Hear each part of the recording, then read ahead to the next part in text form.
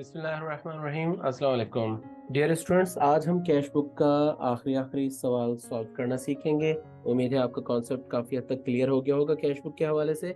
हमने अब तक जितने क्वेश्चंस किए हैं उनमें कैश बुक की जितनी भी पॉसिबल ट्रांजैक्शंस हैं वो तमाम की तमाम ट्रांजैक्शंस आ चुकी हैं। इनके अलावा अगर आपको कोई ट्रांजैक्शंस ऐसी नज़र आए जो हमने नहीं सिखाई हो अपनी क्लासेस में, तो आप वो ट्रांजैक्शंस हमसे शेयर कर सकते हैं, तो हम आपको बता देंगे कि उसको कैसे सॉल्व करेंगे। चलिए आइए अपने क्वेश्चन की तरफ चलते हैं। आज हमारे पास जो क्वेश्चन है ये 2019 का क्वेश्चन नंबर 3 है। इसमें आप देख सकते हैं रिक्वायरमेंट में हमें कह रहे हैं कि prepare a 3 column cash book and record the above transactions. और बी रिक्वायरमेंट में कह रहे हैं balance the cash book on January 31 and bring down the balances on फरवरी 1 2019। इसकी रिक्वायरमेंट्स भी बिल्कुल उसी तरह की हैं जो जैसी रिक्वायरमेंट्स हमारे पास पिछले क्वेश्चन जो हमने सॉल्व किया था उसमें जैसी रिक्वायरमेंट्स थी सेम उसी तरह की रिक्वायरमेंट्स हैं इसमें भी। और इसमें भी हम देख रहे हैं कि टी अकाउंट्स बनाने के लिए हमें नहीं कहा गया। तो इसका मतलब है कि अब जो आपके पास सवालात आते हैं कैश बुक के, उनमें आपको सिर्फ कैश बुक बनाने के लिए कहा जाता है, सेल्स डिस्काउंट और परचेज डिस्काउंट का टी अकाउंट बनाने के लिए नहीं कहा जाता। चलिए शुरू करते हैं इसको। गिवन में कह रहे हैं Mr Mansoor uses 3 column cash book. चलिए सबसे पहली हेडिंग हमें मिल गई मिस्टर मंसूर।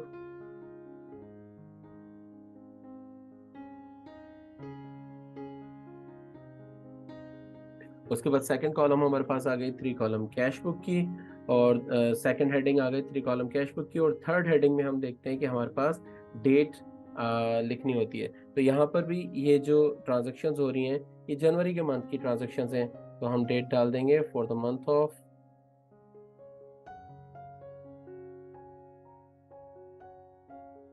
जनवरी 2018। चलिए शुरू करते हैं अपनी ट्रांजेक्शन्स को। हमें बता रहे हैं कि he had cash on hand ₹75,000 and cash in bank ₹38,800। He completed the following transactions during the month. Opening balances की हमें इंफॉर्मेशन दी गई है कि जनवरी 1 पर हमारे पास कैश इन हैंड था, यानी ओपनिंग बैलेंसेस।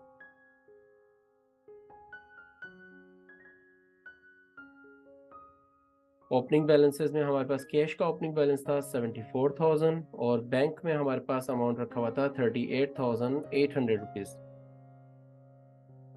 इसके बाद हमारी पहली ट्रांजैक्शन हुई है जनवरी 4 पे। Purchase merchandise for ₹60,000 paying cash ₹30,000 and issuing a cheque for the balance. हमने मर्चेंडाइज परचेज किया है 60,000 रुपये का, जिसमें से 30,000 रुपये हमने कैश दिया है और जो बैलेंस अमाउंट है उसके लिए हमने चेक इशू किया है। तो सबसे पहले तो हम ये देख रहे हैं कि हमने परचेजेस की है, परचेजेस किए तो हमें पेमेंट करनी पड़ेगी। तो इसका मतलब है इस ट्रांजैक्शन को हम रिकॉर्ड करेंगे पेमेंट साइड पर। जनवरी 4 पे हमारे पास से पेमेंट हो रही है, क्यों? परचेजेस के लिए। परचेजेस किए हमने और कैश में से हमने पेमेंट किए 30,000। टोटल हमने सामान जो परचेज किया है वो 60,000 का है, कैश में से 30,000 चला गया, तो बाकी बैंक में से भी हमें 30,000 रुपये का चेक इशू करना पड़ेगा।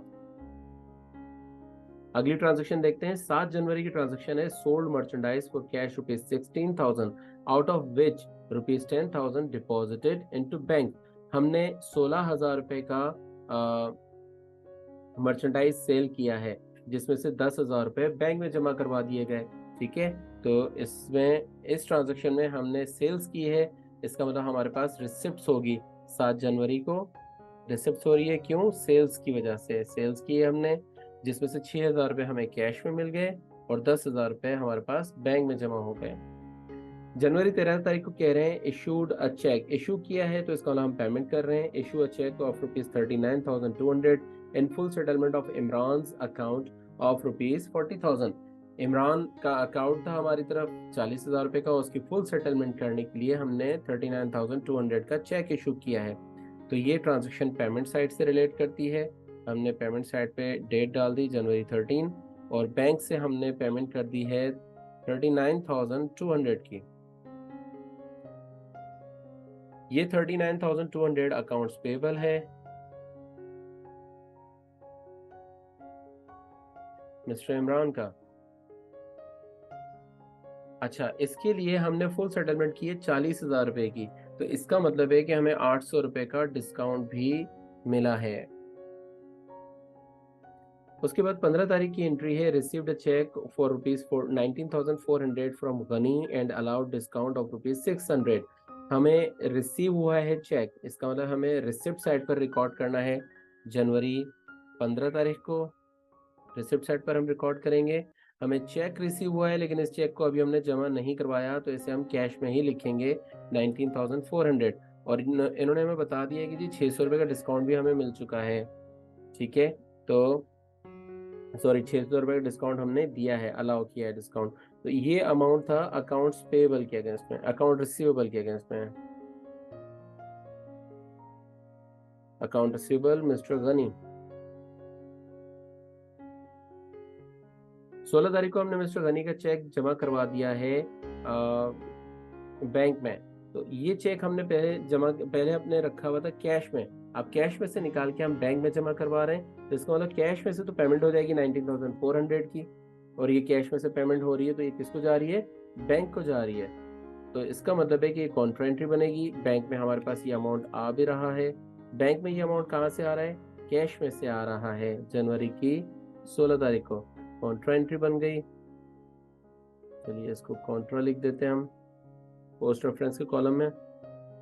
अगली ट्रांजैक्शन चेक करते हैं, 20 तारीख को कह रहे हैं withdrew for personal use cash ₹6,000 and from bank ₹4,000।